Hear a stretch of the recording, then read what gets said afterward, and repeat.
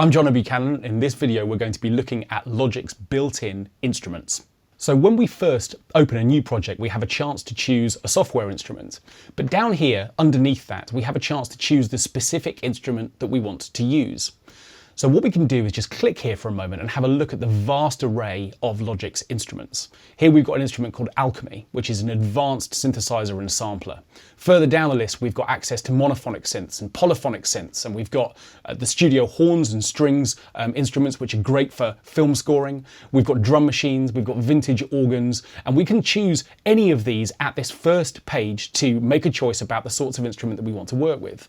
So I've selected retro synth, which is a nice place to start. If we hit create, we'll see that up here in the top left-hand corner, this instrument track is created for us. And we can rename this. If we don't rename it, then all of the instruments are simply going to be called instrument 1 or instrument 2, and we're going to get lost quite quickly. So I'm going to double click here and just type synth. And now that we know this is a synth instrument, we've got that marked on this track. As you can see, now that a retro synth is open, we can play notes for it. And we can begin to make changes to the settings within this instrument as well. So I can just spend some time playing with the sound here, make some choices about that sound, and what we'll discover is that various components of the sound change and we get a different tone from the instrument instead. So that's one way that we can work. But another way is to think about whether or not we want to swap this instrument from another one of Logic's.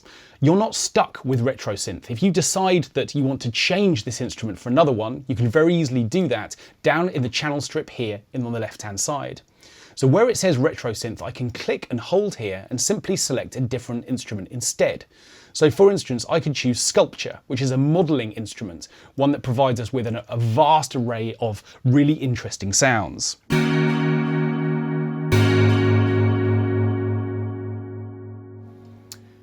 Within every Logic instrument, there is also a group of presets to get you started. And those are accessed here. Where it says factory default, this is just the first sound that loads every time you open a new instrument.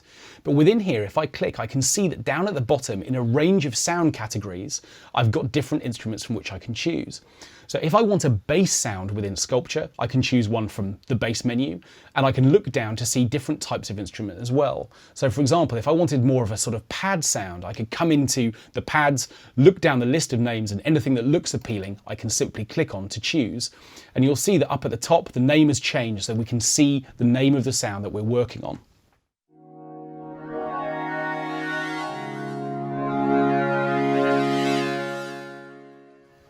So again, we now know how to change the instrument and also how to choose presets for the instrument that we're working on.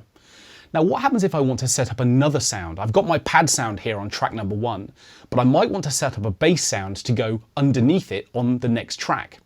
Well, the way that that works is as follows. I can do that one of two ways. Firstly, I can come back to the plus menu here, which allows me to select a new track. As I hover over that button, you can see the new track's logo pops up over it.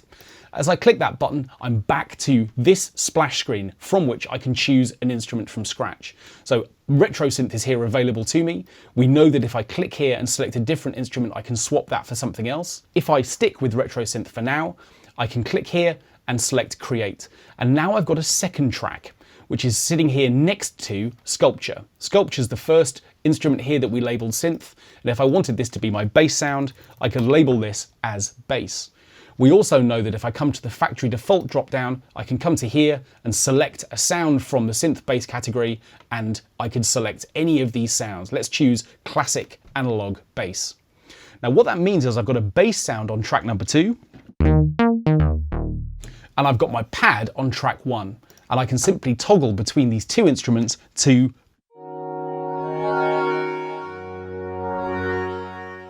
audition those two sounds. There's another way that I can set up a new track as well. Instead of selecting one from the plus button, I can simply double click underneath the two tracks that are already set up, and an unassigned software instrument will be set up. Now what that means is that whilst I have a track ready to be an instrument track, we haven't actually picked an instrument for that track yet. We can do that down here on the left-hand side in the inspector area of Logic over here. Here I can click and select one of those instruments, the same as before. This time I'm going to choose the ESP, a polyphonic synth, and we can just choose the default sound within here, which is a sort of plucked instrument. And now what I can do, again, as before, is I can place this window underneath so I can see all three of these instruments together at once. I can rename this pluck. And now, as I toggle from one sound to another, I can begin to think about how I might build an arrangement for these three tracks that I've set up so far.